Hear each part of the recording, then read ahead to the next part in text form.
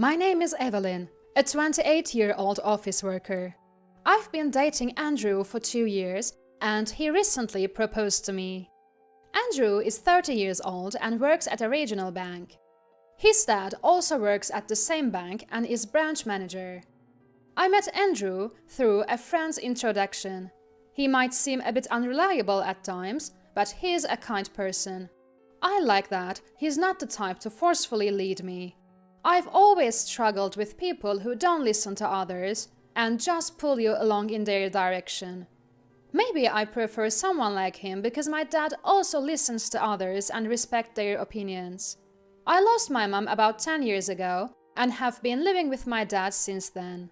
My mom had always been frail, but her health worsened after I graduated from elementary school, leading to repeated hospital admissions. My mom had a weak heart, and I only remember her as always lying down. My dad, while running his company, took care of my mom and also looked after me. From my upper elementary school years, I started helping with cooking and taking care of my mom. I've been doing it since I was little, so I never thought it was too hard. "Evelyn, I've always put you through a lot," my dad would always say. "I don't mind at all," I would reply, to which my dad always seemed apologetic. Then, when I was in my senior year of high school, my mom passed away, and my dad's grief was immense. It made me realize how deeply he loved her. I thought it would be nice to marry someone who would care about me as much as he did. Andrew, whom I met through a friend, somehow reminded me of my dad, and I quickly fell for him. I knew he worked at a bank, but I didn't know his dad was also a banker, and a branch manager at that. My dad runs a small company, so he has dealings with banks, but probably not with branch managers. I even thought about joining my dad's company when I graduated from college. "Can I work at your company, Dad?" I asked casually, but he answered seriously. "We can't have you here, because being family might lead to favoritism," he said firmly. Indeed, my dad as an employer would have to be careful around me, and the other employees might struggle with how to treat me. So, I didn't end up working at my dad's company. After accepting Andrew's proposal, I was set to meet his parents. I had already told my dad about planning to marry Andrew. "Congratulations! I'm sure your mom would be happy," my dad said, almost in tears. After meeting his parents, "I'll introduce him to you, Dad." "If you love him, I won't say anything," he assured me. On the day I was to meet Andrew's parents, my dad, seeing me nervous, said, "Just be yourself. Pretending to be someone you're not gets exposed quickly." "Have you ever pretended, Dad?" I asked curiously. "When I met your mom's parents, I tried using formal language I never use, and they saw right through it," he shared with a laugh. Thanks to my dad's story, my nerves eased a bit, and I left home more relaxed. When we arrived at Andrew's house, his parents greeted us. "Thank you for coming all this way."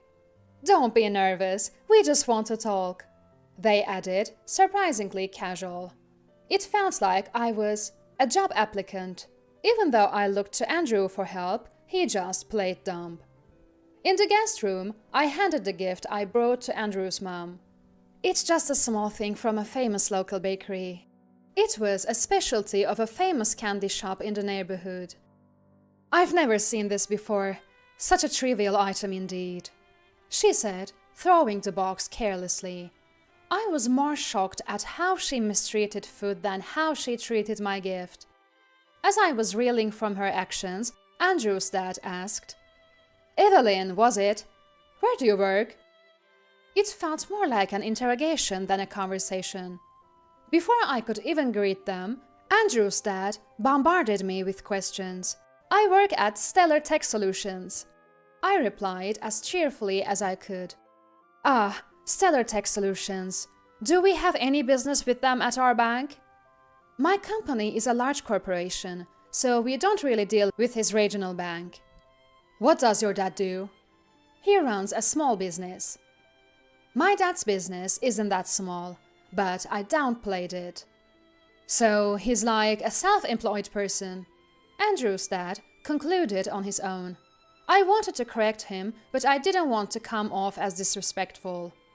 Perhaps he thought he couldn't criticize me for working at a large company, but felt free to comment on my dad's smaller business. Was your mom a homemaker?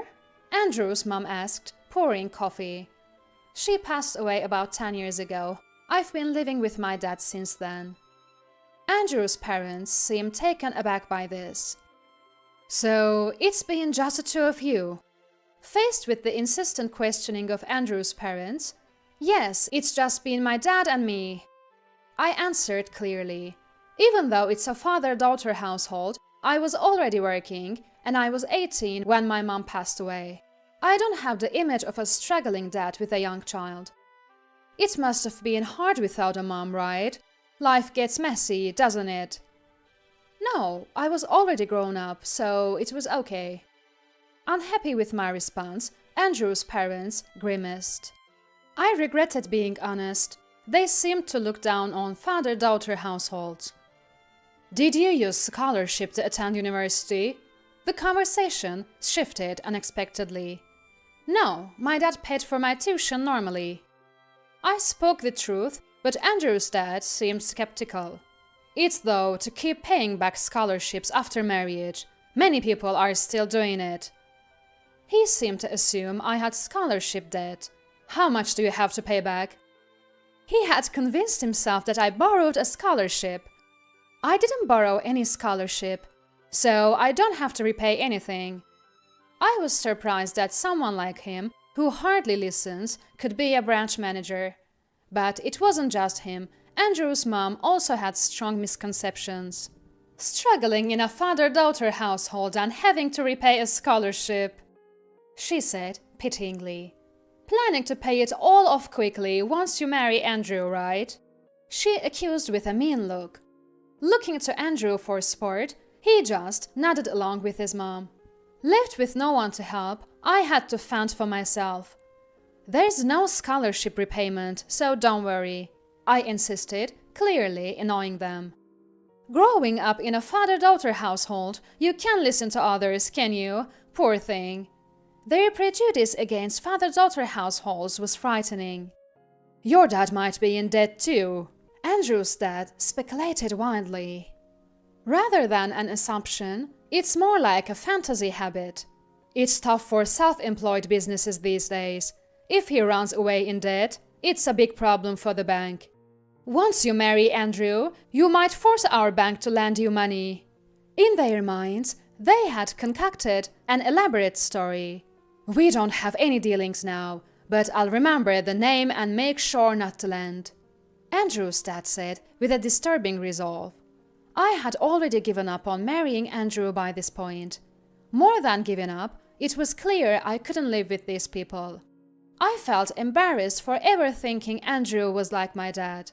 My dad was nothing like this heartless man. A daughter from a father-daughter household, self-employed with debt, is not a suitable match for Andrew. Andrew's mom yelled. I checked Andrew's reaction. He seemed to agree, nodding again. Disgusted, I realized Andrew's dad was boasting. There are many women who approach us for our status. Marrying rich is a shortcut to wealth, he said smugly. Seeing him boast while I was being insulted and Andrew not defending me, I lost all affection for him. The interview-like atmosphere I felt when I first came was accurate. This wasn't a meet-the-parents visit, but an interview to check if I was a suitable match for their son. It was an unfair interview, designed for them to feel superior. I realized I had come to a terrible place. In a way, it was good. Becoming family with these people unknowingly would have been awful. Though it was unpleasant, I was close to marrying into this. Still wanting to belittle me, Andrew's parents weren't done. But I wasn't that naive. It seems I failed your interview, so I'll take my leave. Leaving these words behind, I left Andrew and his parents and walked out of his house. Andrew didn't come after me, marking the end of our relationship. Seeing my strained face upon returning home, my dad asked, "Are you okay? What happened?" Though I had put on a brave face leaving Andrew's home, seeing my dad made all my tension unravel. I burst into tears and clung to him. Without a word, my dad just waited for me to stop crying. "I won't be marrying him," I confessed.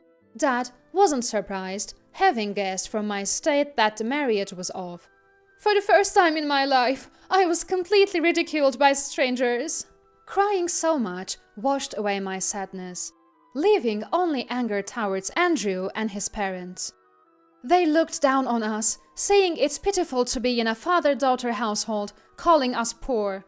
Dad just nodded silently as I vented.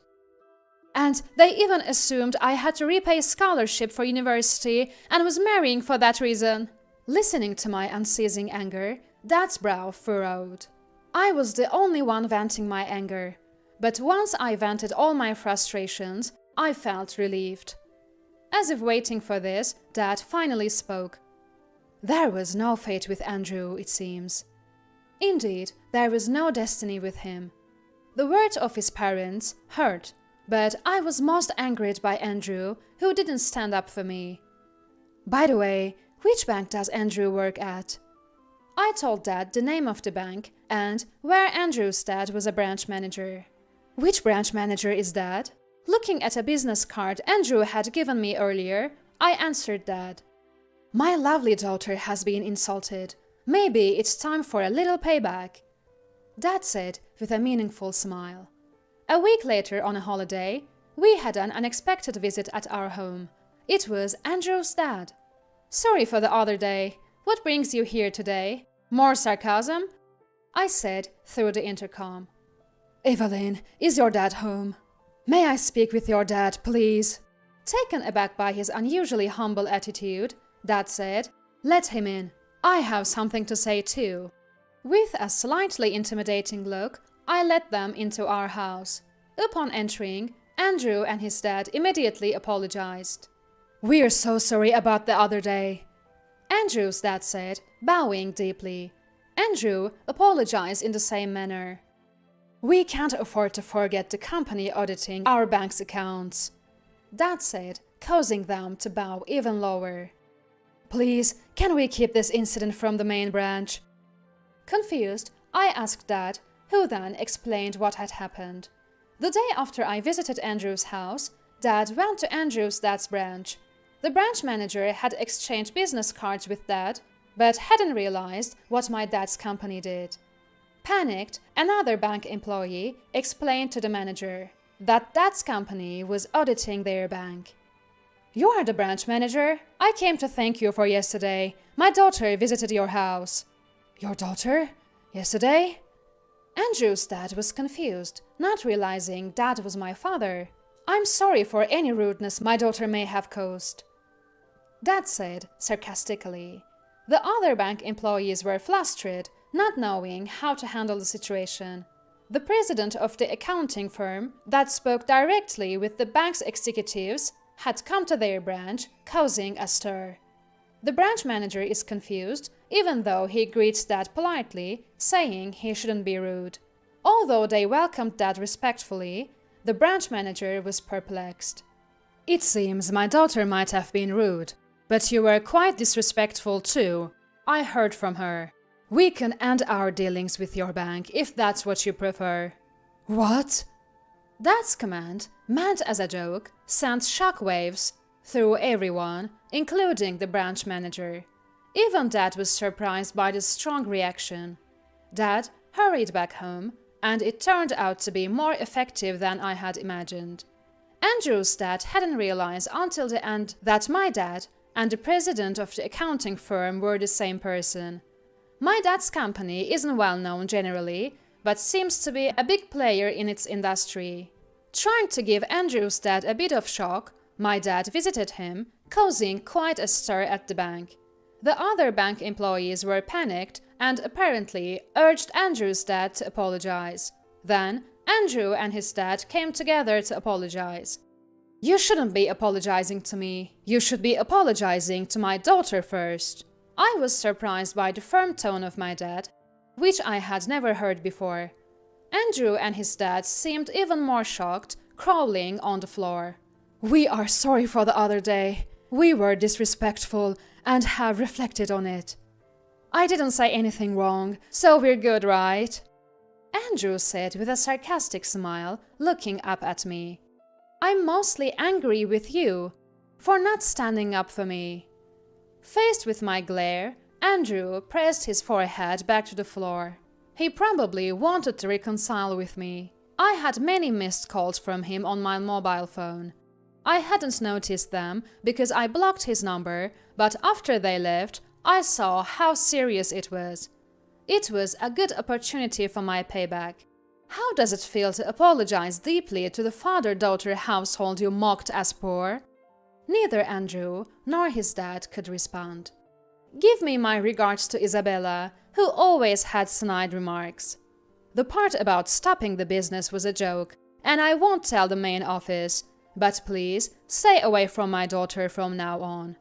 Dad spoke sternly again, and they could only keep apologizing, prostrated on the floor. By the time they left, Andrew's dad's forehead was red from bowing so much. Dad and I burst into laughter watching this. Mocked by us, Andrew and his dad shared a wry smile with each other. Their apology and my chance to talk back marked the definitive end of my relationship with Andrew. Later, I heard that Andrew's dad was demoted from his position as branch manager after the incident reached the main office. Andrew was transferred to a distant branch, seemingly ending his chances for advancement.